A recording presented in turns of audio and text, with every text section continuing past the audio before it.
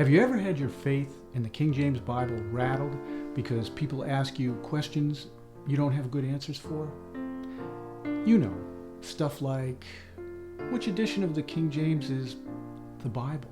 Look, I know the empty feeling that you get in the pit of your stomach when you start to think, hey, wait, maybe I'm wrong. Maybe the King James isn't the right Bible. Maybe it's got errors in it. And that's why I set my face to answer these and many other tough questions that the critics ask us all the time. Hi, my name is Jack McElroy. I'm an entrepreneur, a businessman, and an author. But more importantly, I'm a born-again Christian and a King James Bible believer for over 25 years. Since becoming a Christian in 1978, I've read through the Bible 18 times and taught doctrine to all age groups from preschoolers to adults. I've served as a youth leader for over 20 years and as a deacon in my church for over 12. And I believe that if the Lord Jesus Christ came to speak at your church, he would have to choose from among all the different Bible versions out there, and he'd be forced to pick just one of them. Which one? Well, the evidence shows that the differences between the King James Bible and any of the modern versions are so great that if the Lord Jesus Christ came to your church tonight, he would absolutely not use any of the modern versions and would, without question, use a King James Bible. Now, the proof is all laid out for you in my new book, Which Bible Would Jesus Use? The Bible Version Controversy Explained and Resolved. And now you can finally have peace of mind knowing in your heart that you were right all along to believe in the King James Bible.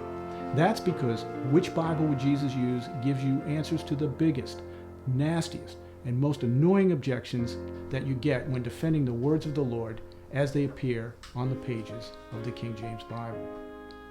From now on, when you hear the same old childish comments and name-calling, you'll quietly and confidently chuckle.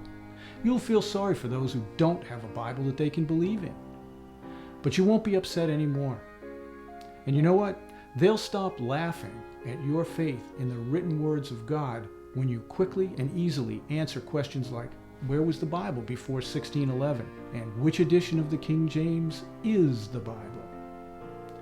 But you'll learn more, like why the Lord didn't preserve the original autographs. Plus, you'll get a unique and unprecedented answer as to why the Lord Jesus Christ would not use a new King James Version if he came to your church.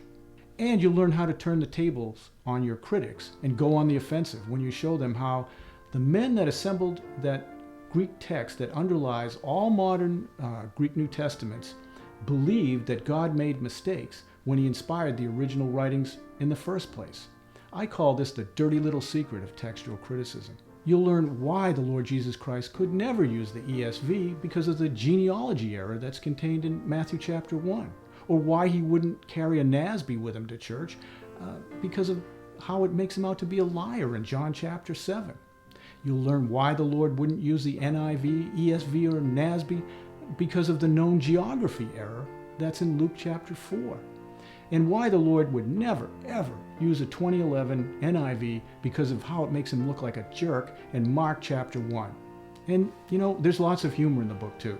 I mentioned things like Star Wars, Obi-Wan Kenobi, The Grinch, Alice in Wonderland, Humpty Dumpty, NASCAR, and the old TV show Lost in Space. Which Bible Would Jesus Use is entertaining and easy to read. It's not technical or academic, and it isn't another Me Too book on Bible versions either.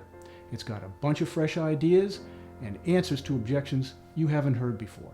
So if you're looking for a book that will solidify your faith in the King James Bible and give you answers to defend it, then Which Bible Would Jesus Use is for you.